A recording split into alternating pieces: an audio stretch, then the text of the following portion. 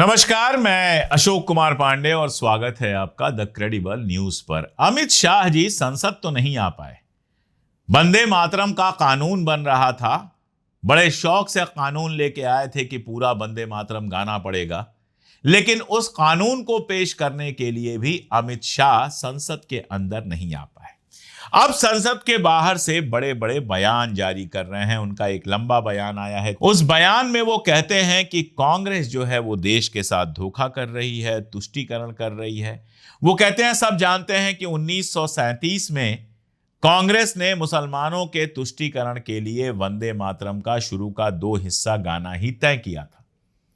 अब कैसे तय हुआ था वो सब मैं आपको कई बार बता चुका हूं। क्या उसमें गुरुदेव रविन्द्रनाथ टैगोर की भूमिका थी, वो सब बता चुका हूं।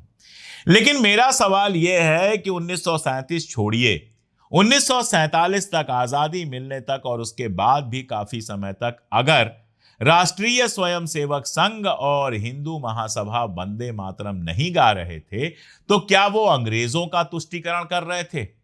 क्या अंग्रेजों को खुश करने के लिए वंदे मातरम नहीं गाया जाता था और 1947 के बाद अचानक याद आ गया है? हालत यह है कि दिल्ली में बच्चों के ऊपर पैलेट गन चलने का मामला सामने आ चुका है। सब जानते हैं कि पैलेट गन चली है। बिहार में AK-47 और 9mm की पिस्तौल चली है। लेकिन अमित शाह जी को उस पर नहीं बोलना है, वंदे मातरम पर बोलना है। मैं वंदे मातरम मेरे सामने पड़ा हुआ है और मेरे कुछ सवाल आपसे हैं, बहुत क्लियर सवाल है। हम जो गाते रहे हैं वंदे मातरम के पहले 2 पद, वो तो आपको अच्छी तरह से याद होंगे। वंदे मातरम सुजलाम सुफलाम मलयज शीतलाम शस्य श्यामलाम मातरम शुभ्र ज्योत्सनाम पुलकित यामिनीम फुल्ल कुसुमित द्रुमदल शोभिनीम सुहासिनीम सुमधुर भाषिनीम सुखदाम वरदाम मातरम वंदे मातरम। ये मुझे याद है, बहुत कई बार ये हो चुका है कि टीवी चैनलों पर जो इनके लोग आते हैं उनको याद नहीं होता है। पता नहीं अमित शाह जी को भी याद होगा कि नहीं होगा। पूरा तो कतई नहीं याद होगा, ये मैं बहुत कायदे से दावा कर सकता हूं।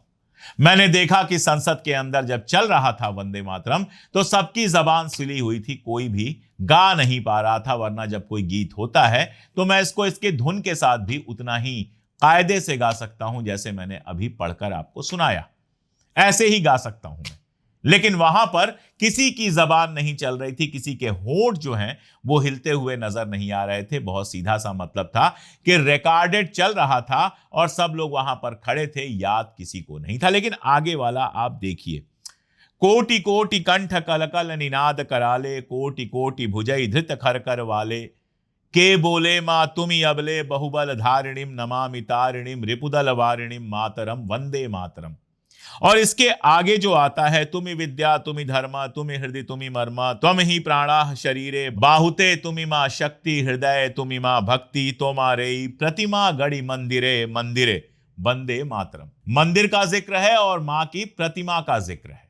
इसको नोट कीजिएगा, फिर मैं आगे चलता हूं। त्वम ही दुर्गा 10 प्रहर धारिणी कमला कमल दल विहारिणी वाणी विद्या दायिनी नमामि त्वाम नमामि कमलाम अमलाम अतुलाम सुजलाम सुफलाम मातरम वंदे मातरम श्यामलाम सरलाम सुस्मिताम भूषिताम धरणिम भरणिम मातरम वंदे मातरम। अब इसका जो पिछला पद था इसको आप देखिए। बात होती है तुम्हारे ही प्रतिमा गढ़ी मंदिरे मंदिरे, यानी तुम्हारी ही जो प्रतिमा है वो मंदिर मंदिर में गड़ी हुई है, तुम्हारी जो मूर्ति है वो मंदिर मंदिर में गड़ी हुई है। मूर्ति पूजा आप जानते हैं इस्लाम में नहीं है, हिंदू धर्म में है।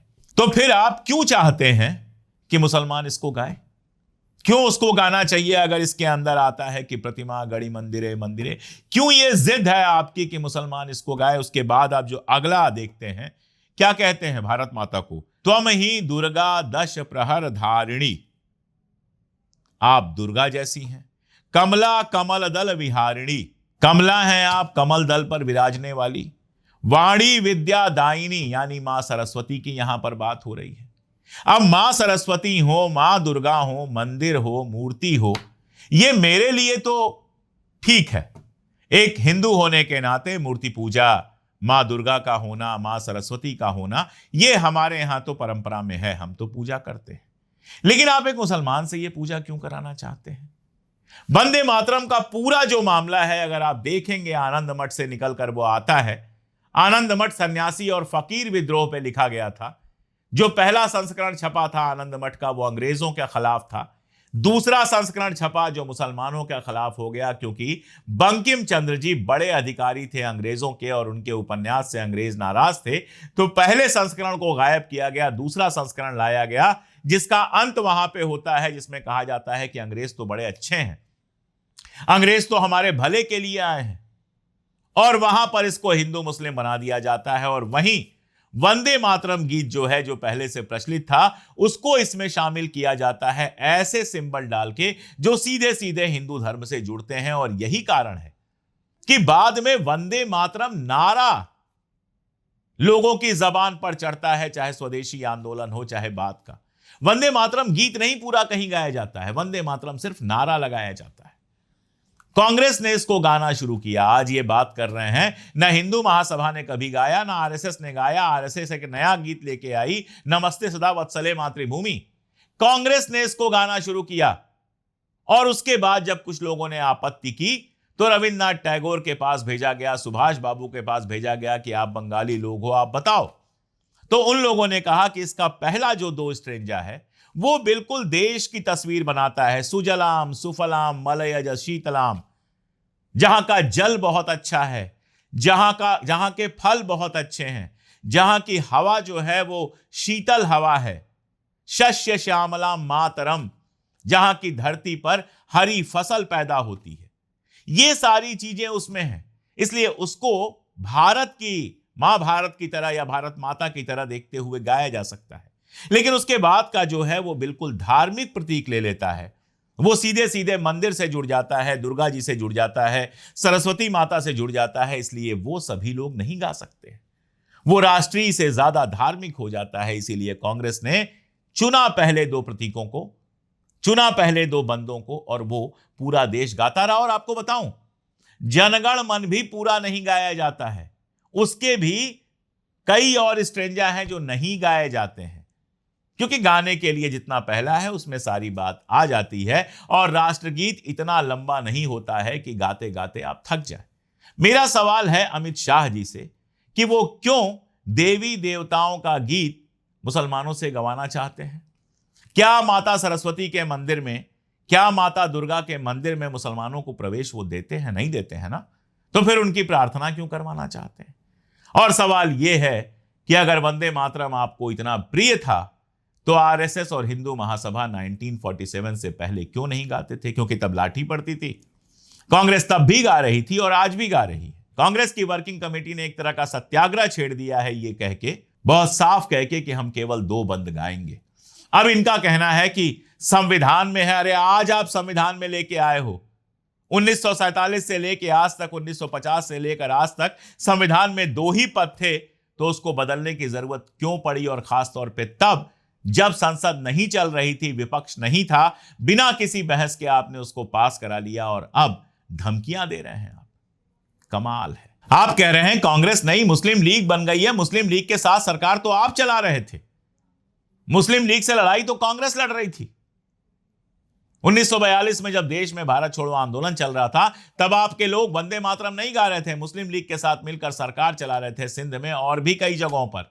बंगाल में भी जो सरकार थी वो मुस्लिम लीग की सीधे सीधे नहीं थी, लेकिन उन्हीं के लोग थे जिनके साथ आप सरकार चला रहे थे। और आपके नेता अंग्रेजों को सलाह दे रहे थे कि कैसे 1942 के आंदोलन को दबाया जाए। इतिहास से इतना मत खेलिए अमित जी, कि आज संसद में आना मुश्किल हो गया है, कल सोशल मीडिया पे आना भी मुश्किल हो जाए। लोग इतना सवाल पूछने लगे कि आपके लिए जवाब देना मुश्किल हो जाए। देश में इतनी सारी समस्याएं चल रही हैं, चीनी का दाम सर पे चढ़ा हुआ है, सड़कों का सत्यानाश है। जैन अल्फा सड़क पर रोज स्कूलों की मांग लेकर सामने आ रहा है। किसी के स्कूल की छत गिर रही है। अभिजीत दीप के गए थे कि स्कूल देखने के लिए, उस स्कूल की हालत देखिए, बाथरूम की हालत देखिए, किचन की हालत देखिए, तो लगता है बच्चे यहां क्या पढ़ते होंगे।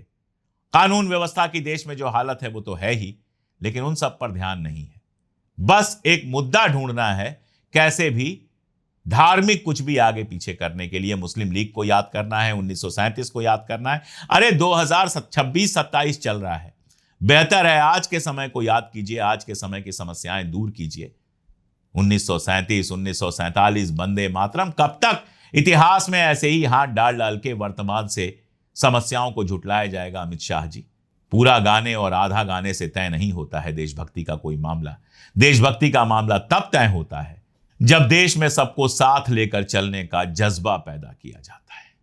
मुसलमान तो अपने हैं, अपने ही देश में रहते हैं, उनके तुष्टीकरण में क्या बुराई है? आप लोग तो अंग्रेजों का तुष्टीकरण कर रहे थे। अब तो प्रिंट ने यह भी रिपोर्ट दी है कि 1952 में हिंदू महासभा ने अंग्रेजों से कहा था, इंग्लैंड से कहा था कि चुनाव में हस्तक्षेप कीजिए।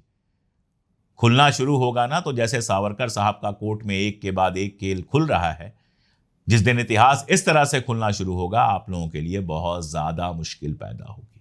याद रखिएगा। आज के लिए इतना ही। बहुत शुक्रिया।